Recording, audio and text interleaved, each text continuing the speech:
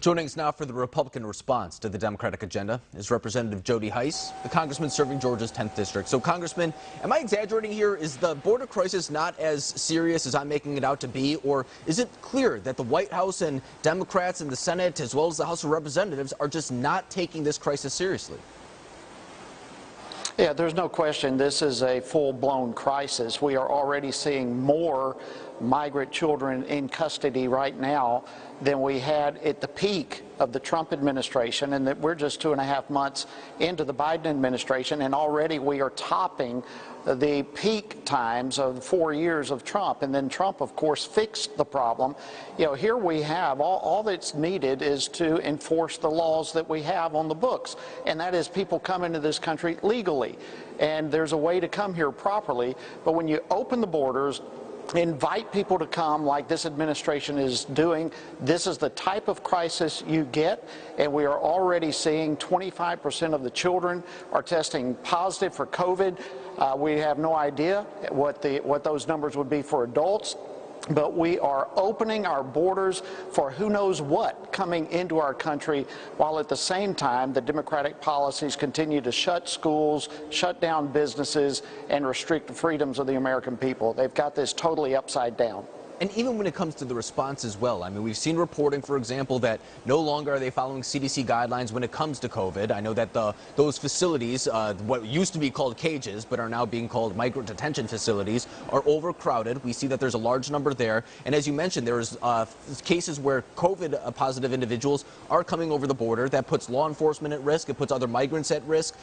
Was any of that anything addressing this, I should say, in the COVID relief bill, or was that $1.9 trillion proposal just basically a bunch of other Democratic pet projects, but not necessarily anything that would address coronavirus at the border or even for the American people here at home?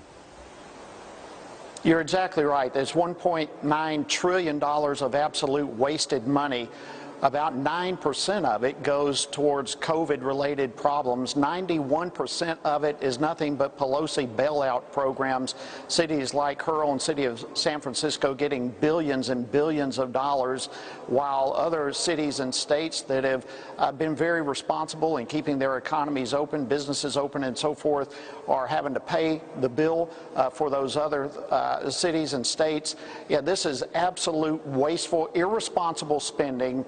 All the while we're being told that we're going to be over the hump with COVID sometime this summer. This is no time to be continually bankrupting our country and putting it on the shoulders of American taxpayers. And, you know, I just have to ask the question as to why this is not being taken seriously, because, I mean, from a national security standpoint, I mean, there has never been a successful country that does not have strong borders. I mean, that is just something that really isn't up for debate, to be quite honest. But also there are economic consequences as well. I mean, if you allow a surge of illegal immigrants, for example, that comes to the detriment of American workers here at home.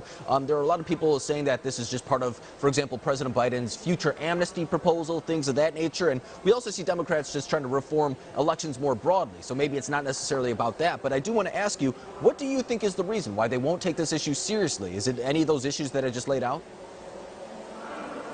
Well, listen, everything they're doing right now is destructive to America, whether it's doing away with our energy independence or, our own economic situations, or securing the borders, whatever it may be. And here we have, here in Congress, we're watching them pass bills like the horrible Equality Act or the takeover of our elections that they're trying to do. And it just is mind-boggling, the irresponsible, radical, left-wing socialist agenda that's being crammed down the throats of the American people right now. And the border is just a part of it. And the economic ramifications of this reckless spending of yet another $2 trillion, more or less, is going to lead to inflation and who knows what other kinds of economic downfalls and negative consequences on the American people. And Congressman, before I let you go too, I'm assuming that after this, the focus does shift to that H.R. 1 proposal, the voting reform proposal that is making its way through Congress as well. Is that right? Is that what's really next on the Democratic agenda? And if so, what's your take on that?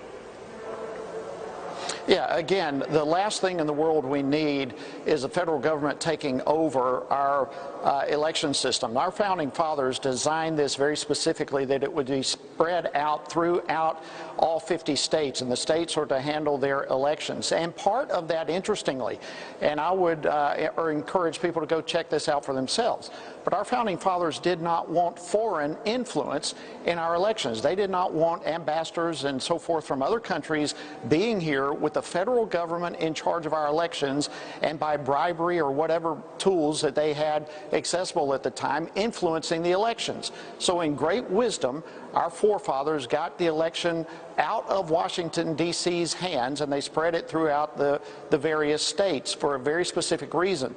And now to try to take over that and codify all the horrible details that created such chaos in this past election of universal mail-in ballots, no voter ID, ballot harvesting, and the like is absolutely disastrous. It is nothing but an attempt for Democrats to be in control from here on out, and that is unacceptable. Yeah, and then we can see that this is one of the priorities. I mean, you always put the things that you want to pass first at the very beginning of the administration. It's very clear what has become evident, because the coronavirus stimulus package, for example, that was responsive to an event, but this is the legislation that they're really looking to, the first thing that they want to tackle. So it's going to be interesting to see this debate take place in front of the American people, may I add, over the past couple of weeks. But Representative Jody Hice, I really appreciate you coming on the program tonight. Thank you. My pleasure. Thank you.